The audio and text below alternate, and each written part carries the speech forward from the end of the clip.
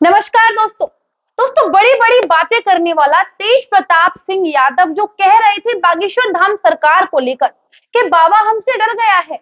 बाबा बिहार में एंट्री लेकर तो दिखाए, लेकिन अब वो बाबा की तस्वीरों से डर गया है। बागेश्वर बाबा के पटना पहुंचने से पहले बड़ी बड़ी हवाई फायर करने वाले, बड़ी बड़ी बातों का तीर छोड़ने वाले बाबा का तो कुछ उखाड़ नहीं पाया, लेकिन बाबा की तस्वीरों को देखकर उसकी ठटरी बंध रही है। सिर्फ और सिर्फ उनकी बहादुरी यहीं तक सीमित रह गई है कि वो बाबा का तो कुछ नहीं बिगाड़ सकते, बाबा की परछाई को भी नहीं छू सकते, लेकिन अब बाबा के पोस्टर्स को देखकर इतना डर रहे हैं, इतना घबरा रहे हैं कि बाबा के पोस्टर्स को फाड़ रहे हैं और बाबा के पोस्टर्स को फाड़ कर अपनी सारी बहादुरी दिखा रहे हैं। अपनी जो आर्मी उसने खड़ी करी है, जो अपनी फौज खड़ी करी है, जिसने फौज के नाम को बदनाम किया है, ऐसे बेरोजगार लोगों को अपनी फौज में भर्ती किया है और उनको नाम दे दिया है कि ये मेरी फौज है। जो तोता आर्मी उसने खोली है हरे रंग की, उसने इतनी भी शर्म नहीं करी कि मैं आर्मी शब्द का अपमान कर रहा हूं। ये फौज है, ये शक्लें है इनकी, ये ऐसे लोग हैं जिन्हें लग रहा है कि 20 दिन से खाना नहीं मिला। एक दिन खाने की लालच पर तेज प्रताप यादव ऐसे बेरोजगारों को दिहाड़ी पर लेके आया है। अपने भाड़े के टट्टुओं को पैसे देकर बागेश्वर धाम के पोस्टर्स फटवाने लाया है। लेकिन जैसे ही बागेश्वर धाम सरकार पटना पहुंचे, बागेश्वर धाम सरकार के सारे सपोर्टर्स सामने आ गए और सनातनी शेर जब दहाड़ा तो तेज प्रताप यादव की हवा निकल गई और उसके भाड़े के जो टट्टू थे वो सारे दुम दबाकर भाग गए, क्योंकि जब हुंकार भरी सनातन के ऐसे शेरों ने, जो बागेश्वर धाम के सपोर्टर्स हैं, 100 रुपए में आए जितने भी फौज के नाम पर धब्बा जो लोग आए थे, वो दुम दबाकर भाग गए। इनकी शरीर देखो, इनका शक्ल देखो। पहले जाओ और इन्हें खाना खिलाओ 10-20 दिन, शुक्र करो कि इन्हें बागेश्वर धाम सरकार के दरबार पर नहीं भेजा, और यदि भेज देते ना तो बाबा की भीड़ देखकर ही ये बौखला जाते। 3.5-4 लाख लोगों की भीड़ थी वहां पर, वो उनका बीपी वैसे ही बढ़ जाता। तेज प्रताप यादव ने यहाँ पर समझदारी बरतते हुए अपनी सो कॉल्ड फौज को सामने नहीं भेजा। और दूसरी बात, उसने बाबा को ललकारा था कि यहाँ पर हिंदू राष्ट्र की बात नहीं होगी। उस पर भी बाबा ने उसकी हवाइयां उड़ा दी, क्योंकि बाबा ने हिंदू राष्ट्र के झंडे गाड़ दिए पटना की धरती पर जाकर। और अब तेज प्रताप यादव ने क्या कर लिया? ये तेज प्रताप यादव बोल रहे हैं कि बाबा देशद्रोही है। तो आप क्या कर रहे हैं? आपने कुछ निकम्मे लोगों की जो एक फौज बनाई है और उसे आर्मी का नाम दिया है, आप क्या कर रहे हैं? किस संविधान के तहत आपने अपनी आर्मी बनाई है? कौन सा संशोधन है आर्मी का जिसमें आप अपनी खुद की आर्मी बना सकते हैं?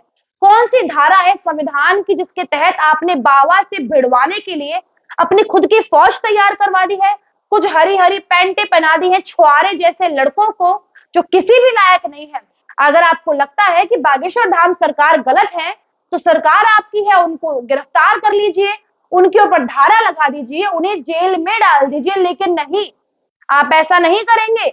लेकिन बच्चे तेज प्रताप यादव जी, आप तो इतना घबरा गए कि बाबा से तो आपका बाल भी बाका हुआ नहीं, लेकिन आपने बाबा के पोस्टर्स फाड़कर अपनी मर्दानगी दिखाई है। पहले थोड़ा मर्द बन जाइए और जो आपकी आर्मी वाले हैं उन्हें किसी मर्द के आगे खड़ा मत कर दीजिएगा। उनका वहीं पर पानी का पानी हो जाएगा शरीर, क्योंकि उनके अंदर कुछ है ही नहीं। उनको पहले कुछ खिलाओ, कुछ पिलाओ और किसी मर्द के आगे उन्हें मत भेजना, क्योंकि पहले उन्हें हौसला अफजाई करो उनका कि भाई अपना शरीर ठीक करो। फौज तो बहुत दूर की बात है, पहले आप उन्हें एक सामान्य मनुष्य बना दीजिए। मुझे हंसी आती है तेज प्रताप यादव की उस आर्मी को देखकर। कौन उन्हें फौजी कहेगा? और सच में इनका किसी से पाला पड़ गया तो ये तो अपने प्राण त्याग देंगे। मुझे हंसी आती है तेज प्रताप यादव की उस आर्मी को देखकर। कौन उन्हें फौजी कहेगा? और सच में इनका किसी से पाला पड़ गया तो ये तो अपने प्राण त्याग देंगे घबराहट में ही। और दूसरी बात, बाबा ने हिंदू राष्ट्र की हुंकार भर दी है। आ जाइए आप सामने, और यदि आपके अंदर इतनी ताकत है, आप हिंदू राष्ट्र को रोक सकते हैं तो आप आ जाइए। अरे आपको तो शर्म आनी चाहिए कि आपको बागेश्वर धाम सरकार ही मिले। जो लोग बिहार में पीएफआई दिन रात पनप रही है, 2047 तक भारत को इस्लामिक राष्ट्र बनाना चाहते हैं, उनके खिलाफ बोलने से आपके गुर्दे फट फट जाते हैं। अगर आपके अंदर हिम्मत है तो उनके खिलाफ बोल के दिखाइए। नेपाल के रास्ते कितने खालिस्तानी लोग पंजाब पहुंचते हैं, उनके खिलाफ कुछ बोल के दिखाइए। कभी आप उनके खिलाफ कुछ कह के देख लीजिएगा। यदि आपके सीने में दम है, आपके गुर्दों में ताकत है तो आप बोलिए। आप नहीं बोल पाएंगे क्योंकि आपको पता है हिंदू शांतिवादी है, सहिष्णुतावादी है। इसके खिलाफ कुछ भी बोल लीजिए, ये आपके खिलाफ कोई एक्शन नहीं लेगा। लेकिन यदि आप इतनी मर्दानगी दिखा रहे हैं, इतना दम दिखा रहे हैं, तो ये दम थोड़े आतंकवादियों के ऊपर भी दिखाइए, ये दम खालिस्तानियों के ऊपर भी दिखाइए। लेकिन अब तो आप कमरे से बाहर नहीं निकल रहे हैं, अब तो आपकी शक्ल भी दिखाई नहीं दे रही है। कहां चले गए तेज प्रताप यादव जी? आप अपने आप को शेर कहते हैं, पोस्टर्स को फाड़ कर आप अपने आप को शेर कहते हैं, और आज बागेश्वर धाम सरकार के समर्थक आपकी फौज को ललकार रहे हैं। बुला लीजिए उन्हें। बाबा कुछ गलत कर रहे हैं तो उनके खिलाफ एक्शन लीजिए, और आपने जो आर्मी बनाई है उसके खिलाफ दुनिया एक्शन लेगी। बागेश्वर धाम सरकार के सपोर्टर्स एक्शन लेंगे कि किस संविधान के तहत आपने अपनी खुद की फौज बनाई है। एक सस्ती टीआरपी बनाने के लिए आपने ये सारा नाटक क्रिएट किया। आपको लगा इससे वोट मेरा बढ़ जाएगा, मुस्लिम वोट शेयर मुझे मिल जाएगा, क्योंकि 2024 के इलेक्शन आ रहे हैं। एक सस्ती लोकप्रियता लेने के लिए और मुस्लिम वोटों को आकर्षित करने के लिए आपने इतना ड्रामा किया और अपनी खुद की आपने हंसी उड़वाई है।